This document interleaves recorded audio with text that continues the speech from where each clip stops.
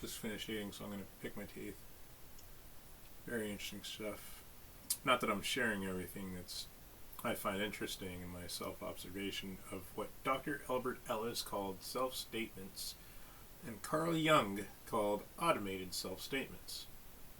Pay attention to what your thoughts say. Literally, the sentence structure, the words, sequence, grammatical errors, etc.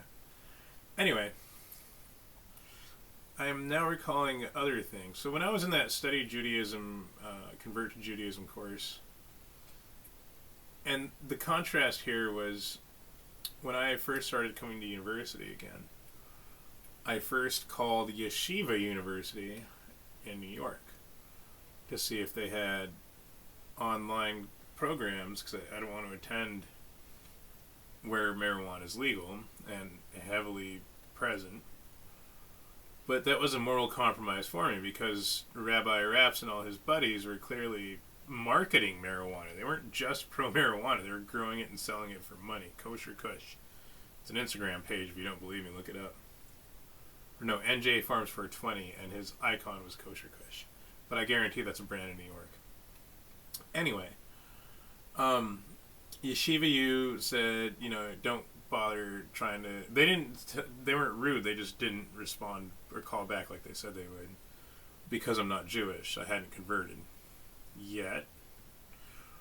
So Christian Liberty University accepted me, and their financial aid, they were initially going to cut me off because I came with debt from the Academy of Art University.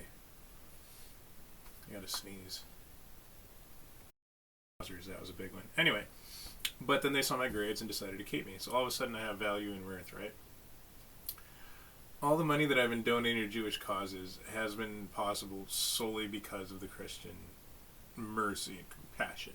Even though I constantly insult the Christian faith in that university, they're like Jesus. They just allow it. Just let it happen. Just let them smack me in the face. We don't want an eye for an eye and a tooth for a tooth. It's very weird, but they are kinder, and that is not unappreciated by me. That is not something I don't, ignore, that I don't notice, nor turn a blind eye to. However, if Christianity had more balls, all these things could have been prevented.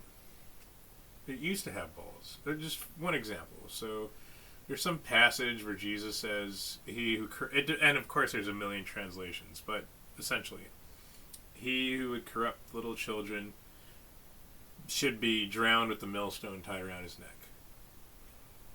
And the hilarious thing is Christians subvert Christians by changing the translation to, it just says better he should be. That's not what it says. Why does it say that now? Why does it say that in this Bible but not that Bible? Oh, you're subverting what was once a violent, religion with balls into like a defanged and declawed, pathetic, neutered version of its former self. Got it. So if they had balls, then all this could have been prevented, because pornographers would have been killed by Christians. So would drug dealers, etc., because these people corrupt the little ones. They corrupt the children, right? And so Christianity's pacifism, you could say, is why Christian nations have the highest rates of drug overdose deaths and STDs and single-parent households, etc. But I'm not one to just give in to such religious things. I'm trying to prevent this from being a word salad due to the involuntary secondhand exposure setting off my schizophrenia. I'm doing my best to maintain self-control in the uncontrolled state. And I'm hoping that is apparent through my articulation, but there is a lot of random thoughts that are just sequenced, and they're connected. So I'll just do word salad. Atheists are largely pro-marijuana because of the drug and sex revolution. It was a big psychological manipulation. It was a psyop of the masses, and therefore it was this dichotomy of the angel-demon, villain, hero, agonist, antagonist, protagonist relationship. whatever the two opposing forces were, yin and yang. So therefore, anything the church promoted was bad. So anything against the church was good. So the church says monogamy is good. Therefore, we should be anti-monogamous. Take that, Jesus. The church says smoking marijuana is bad and doing drugs is bad. So we should do drugs. And boom, spike in the divorce rate, spike in the single parent households, STDs, drug overdose deaths, etc. in the secularist revolution. I find that hilarious that people need they need a religion to tell them these things are bad. They don't know on their own to not choose these things because of these secular scientific reasons, like monogamy keeping the overpopulation problem low, as well as the STD rate low, etc. But this is bad for capitalism, I take it, right? So capitalism corrupted Christianity, maybe? That's actually a pretty good explanation for what happened in the United States. The greed of the white man was more powerful than his sticking to the faith.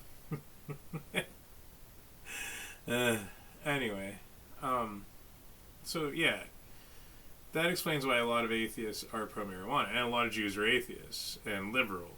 Not all of them, but the majority of them. So when I was in that WhatsApp group for the study converting to Judaism course, and they do it in cells too. They cluster group us, not by race or ethnicity or anything like that, just by numbers, I guess, like sections, right?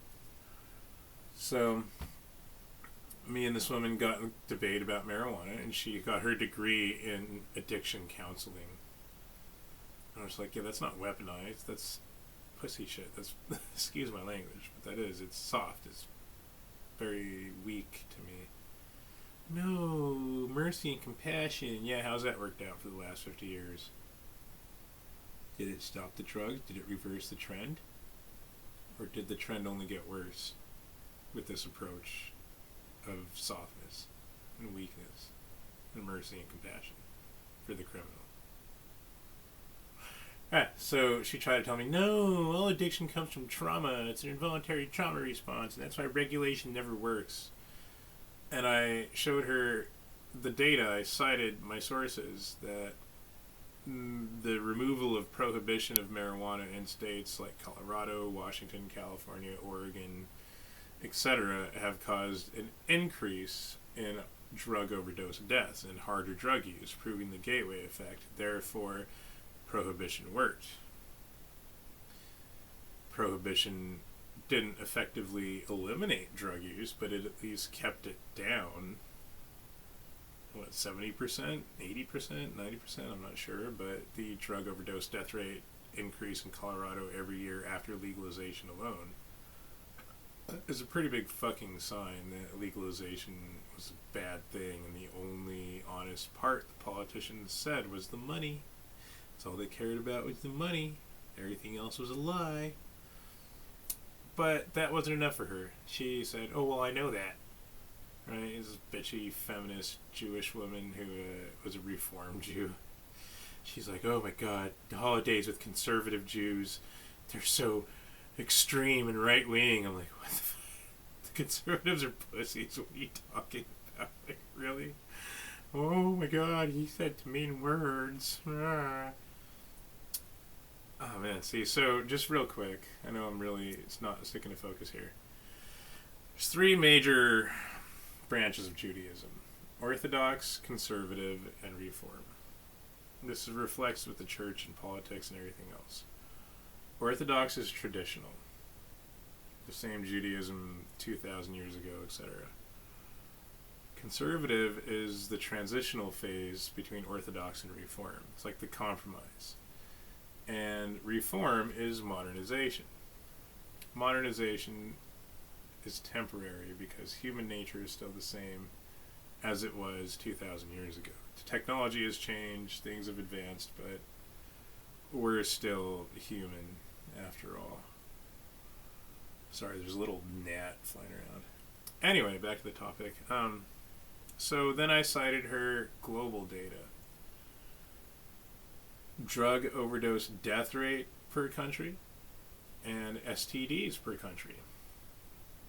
Western countries, specifically like the United States, Canada, and a lot of European countries, parts of Russia, most of Russia, very high. Actually, Russia had lower. I take that back. If I recall correctly, Russia had lower rates, but the United States definitely higher rates of STDs and drug overdose deaths than Islamic countries or communist countries. China isn't really communist. They have been for a very long time. They've reliberalized the economy in the 70s, hence their prostitution rate and drug overdose death rate, etc. going up. Price of capitalism, right? Price of wealth, greed, yeah.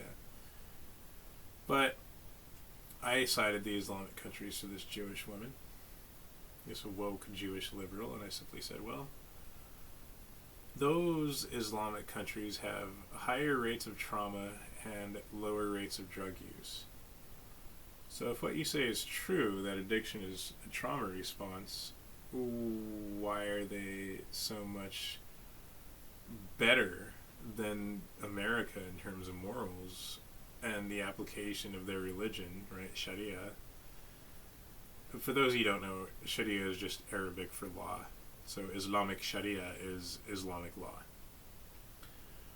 Why are they so much better at keeping their crime down, their drug overdose death rates down, their STDs, etc.? And then I pointed out you can't even define trauma mathematically. It can't be quantified. What is traumatic to some people is nothing to others. Some people can go through war, have their best friends killed right next to them, totally fine, no drug use. Other people can't handle 2 hours without a smartphone and are traumatized by being cut off of electronic media for any uncertain amount of time. 8 hours, 20 hours, 2 days, a week, whatever. Facebook is down. This is traumatic. I'm having a fucking episode. I'm triggered. Some people have an involuntary emotional response to mere pixels on a screen. So, because I was right and being honest, she simply said, this conversation isn't worth having. I'm getting stressed out from this conversation, thus proving me right that she was having an emotional response involuntarily to mere words on the screen, mere pixels on a screen.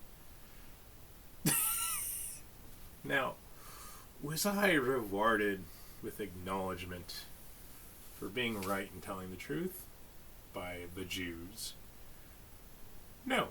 I was given a warning. Don't you put that political content in the thing.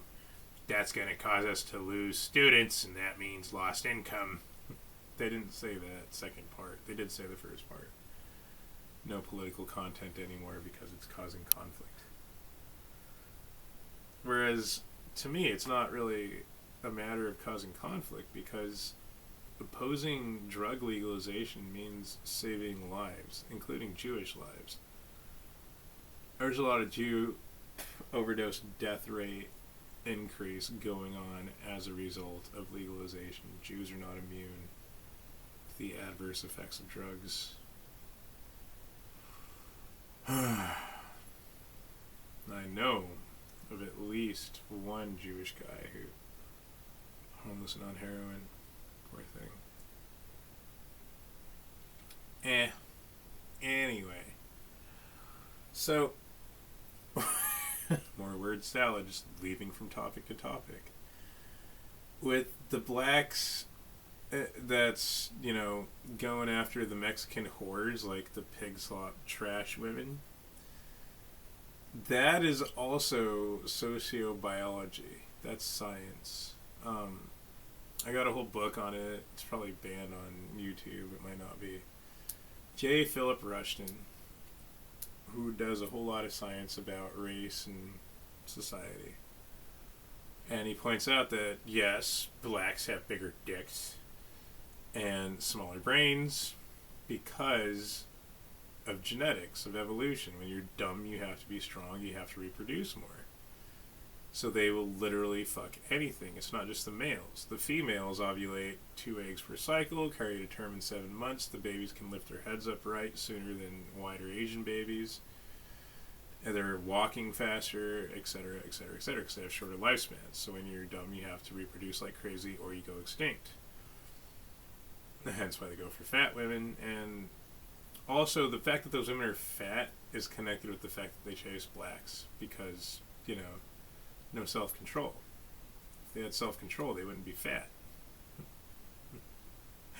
The amygdala dominates the prefrontal cortex because of the inferior genetics. Right? Yeah.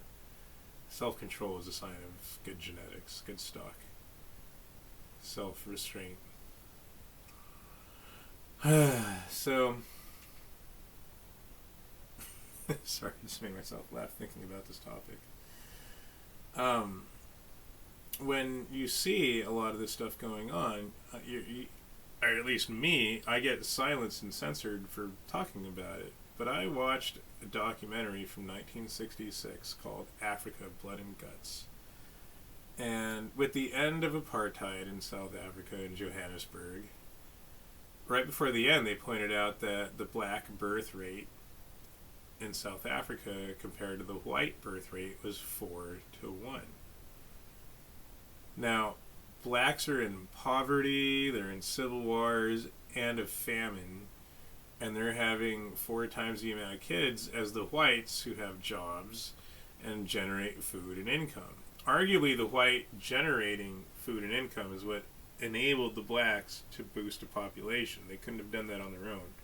They don't farm the way whites do. They don't produce food the way whites do. So the highlands of Kenya was another good example of that. Originally they were, or when the movie was made, they were white. And so it was too much for too few, right? There was small white families living in large areas with excessive abundance because they were rich. And then it was the opposite. Too little for too much. 10,000 people then who had taken the white man's lands back for Africa ended up starving because they couldn't grow food. There's no happy middle. It was either like capitalism and communism, the flood and the drought. And so it's insane to be censored for being right and telling the truth about all these things. Marijuana psychosis, race is not a social construct, gender is sex, etc., etc., etc. It's fucking nuts. And so when the Jews are doing this, not that it's all Jews or just the Jews, I'm still not anti-Semitic. At least in my heart of hearts, I don't hate Jews. I do hate behaviors, but I'm not attributing those to ethnicity. But when Jews are the ones aggressively censoring me in the WhatsApp Study Judaism course or in the Citizen Cafe Learning Hebrew course or on YouTube, etc., it feels like I'm powerless to do anything about it. I have no control, I have no money, I'm not in a position of power and authority for this sort of stuff. And if I was, I'd probably be very similar to them in my application of, implementation of policy. Right? It would be very biased towards my preferences, not theirs. And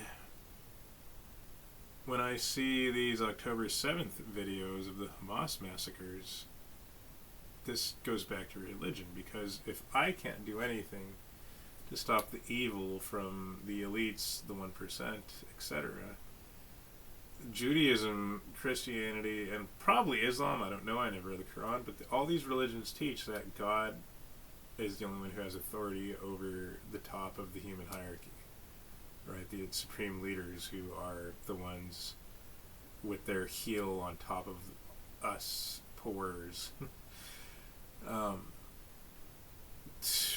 But I don't think that the kibbutz massacres and those people were the elite 1%.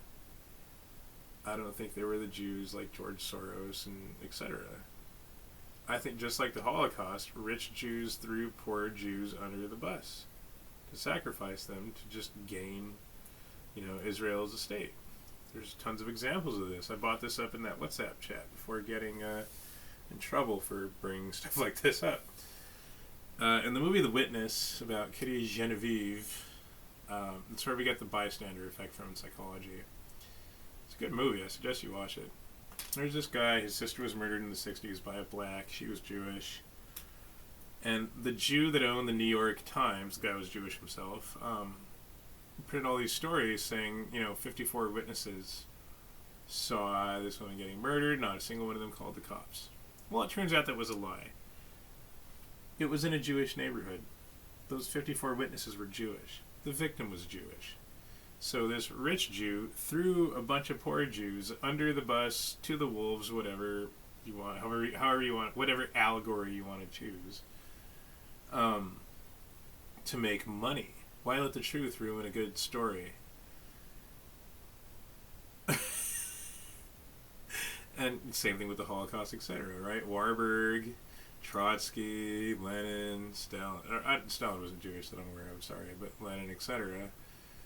They were willing to sacrifice Jews in the concentration camps in order to get Israel back. They'd sacrifice me in a heartbeat. I'm okay with that. I still like Zionism. I still kind of... I don't understand it completely because I don't speak Hebrew. I haven't read the Tanakh, but I know Mount Zion is repeatedly mentioned in there, and it's a hill in Yerushalayim. But yeah. Anyway, this word salad has gone on long enough. I should try to get back to studying if I can. My focus is disrupted, but not completely. It's sporadic.